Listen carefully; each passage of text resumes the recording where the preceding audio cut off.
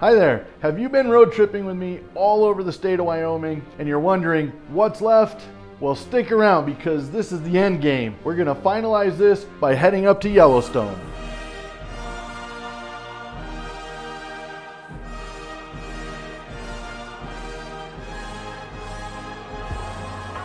Hi there, I'm Stan Hartzheim with Double H Home Loans. Welcome to this edition of Why Not Wyoming, where we talk about all things related to Wyoming. We talk about places to live, work, visit, and explore, and even the home loans that it'll take to get you living here as well. Over my last 4 videos, we've explored 4 different regions of Wyoming, and I've told you numerous times that all roads lead up to Yellowstone. Well, we're finally here, and today we're going to go ahead and explore Yellowstone National Park. And the timing couldn't be better. Did you know that Yellowstone National Park turned 150 years old March 1st, 2022? So let's head on in and explore and enjoy the celebration of their anniversary. So, depending on which road trip you were taking when you finally ended up at Yellowstone, you may be either at the south entrance or over at the east entrance heading into the park. For our purposes today, we're going to pick up where I left off in our Salt to Stone video at the south entrance to the park. Folks,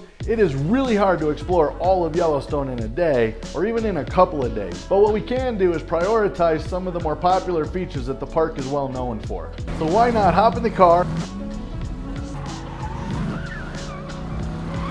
Here we will find 2 short boardwalk loops that will take us past 3 really popular features. A few of these features that we'll see would be the thumb paint pots, the abyss pool, and the minuscule fishing cone, just to name a few. And before you leave this area, you're going to want to check in at the ranger station and find out when Old Faithful Geyser is going to erupt next. Did you know that Old Faithful Geyser runs like clockwork? It erupts about every 90 minutes or so and has been proven to be about 90% accurate. Watching Old Faithful is a lot of fun, but definitely draws the big crowds. If you want to avoid these crowds, one option would be to head over to Lone Star Geyser. You can find Lone Star Geyser by taking about a 5-mile hike past Firehole River. You know, Firehole River is full of a lot of geothermal activity all by itself. But then you'll arrive at the Lone Star Geyser, which is awesome. It erupts for a full 30 minutes and runs like clockwork, kind of like Old Faithful. It erupts about every 3 hours. And now we're off to the next stop, the Midway Geyser Basin, which is home to one of the most colorful attractions in the entire Yellowstone Park. The Grand Prismatic Spring is actually the 3rd largest hot spring in the world, being larger than a football field and about 10 stories deep. It's full of really hot water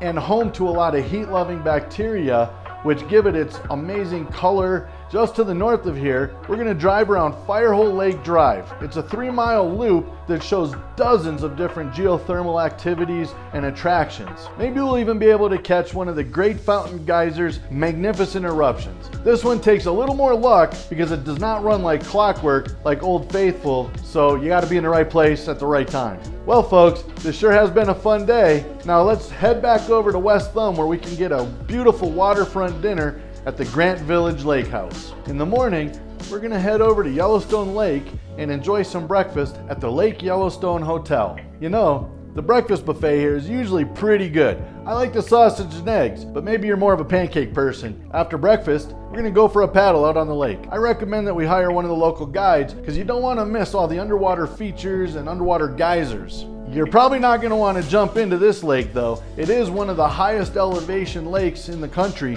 and at 400 feet deep, the water's a little too cold to swim in. Now as we head north up to the Lamar River, you're probably going to want to grab your binoculars if you haven't already. This valley is surrounded by some beautiful rolling hills, is full of a ton of wild game, and is also home to some of the best fly fishing in the entire park. Lamar River is actually home to some native trout. You got some cutthroat trout and rainbows that are sized all the way into the upper teens. So why not grab your gear, hang out by the river, catch a couple of fish, and enjoy all of the wildlife. The area near the Lamar River has actually been called America's Serengeti. It is home to badgers, grizzlies, pronghorn, and deer. There's also bald eagles and a variety of other birds, just to name a few. You can't miss out on spotting some wonderful wildlife when you're down here in this valley. Now we're heading over to the Grand Canyon. No, we're not going to drive all the way to Arizona. I mean the Canyon of the Yellowstone. The best way to view the canyon, honestly, is on foot. Along the pathways, you'll find 10 different platforms at different elevations. You'll be able to see the stunning limestone walls, all the different colors, and the waterfalls. As a noted geology fisherman train fanatic, I would like to say that one of the most famous of these platforms is called Artist Point. From here, you're going to be able to witness both kids and adults oohing and eyeing over the lower falls. You don't want to miss it. A short drive north is going to land us at the Mammoth Hot Springs. This place is crazy. I've heard it been called a limestone cave turned inside out, or maybe a scene from Middle Earth. You know, this area is home to so many geological formations I can't even name them all. There are 2 boardwalks that you can kind of walk around, explore, take in the area, take some pictures, and then when you're done with this area, you can head over to Fort Yellowstone and get your history lesson for the day. Well, that's it for our tour of Yellowstone. I'm not gonna lie, this little video and our short tour driving around the park really has not done it justice. It's a bit of a travesty. There is the Norris Basin, Tower Fall, Hayden Valley, and the Mud Volcano, which you can actually smell long before you see it because of its sulfuric acid smell. All of this and more that I didn't even have time to mention on this tour.